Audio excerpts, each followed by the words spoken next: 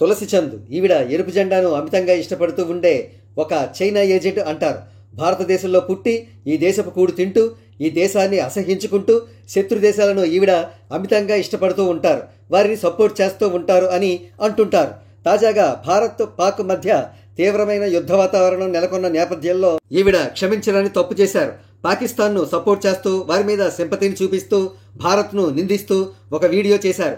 ఈవిడ చేసిన వీడియో మన ఆర్మీ జవాన్లను నిరుత్సాహపరిచేంత దేశద్రోహ పూరితంగా ఉంది.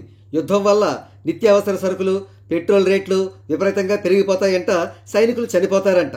అందుకు యుద్ధాన్ని అవాయిడ్ చేయాలంట. అంటే పాకిస్తాన్ ఉగ్రవాదులు ఎంతో పేటరేగిపోయి భారత్లోకి ఎంటర్ అయిపోయి ఇక్కడ మనుషుల్ని మతం పేరుతో కాల్చి పడేసినా పర్వాలేదన్నమాట. పైపెచ్చు ఈవిడ దేశభక్తి పూరిత వీడియోలు చేస్తున్న యూట్యూబర్లను గోధీ మీడియా అని తిడుతూ వారి మాటలు విని యుద్ధాన్ని సపోర్ట్ చేయవద్దని ప్రజలకు పిలుపు ఇస్తున్నారు. ఈ దేశంలో పుట్టినందుకు కృతజ్ఞతగా శత్రువులను ఎదుర్కొనే సమయంలో అవసరమైతే ప్రాణాలను కూడా అర్పించాల్సిన బాధ్యత ప్రతి ఒక్క పౌరుడికి ఉందనే ఇంగిత జ్ఞానం ఈ దేశద్రోహి తులసి చంద్కు ఎలా తెలుస్తుంది? బహుశా తులసి చంద్ వంటి నీచులైన యూట్యూబర్ల గురించే కాబోలు ఆంధ్రప్రదేశ్ డిప్యూటీ సీఎం పవన్ కళ్యాణ్ గారు ఒక సీరియస్ వార్నింగ్ ఇచ్చారు. ఆపరేషన్ సింధూర్ను సమర్థవంతంగా నిర్వహించినందుకు మన సైనికులను, వారికి అండగా ఉన్న ప్రధాని మోడీ గారిని అభినందించి కృతజ్ఞతలు తెలుపుతూ దేశానికి వ్యతిరేకంగా ఎవరైనా సోషల్ మీడియాలోనూ యూట్యూబుల్లోనూ పోస్టులు పెడితే స్టెర్న్ యాక్షన్ తీసుకుంటామని హెచ్చరించారు.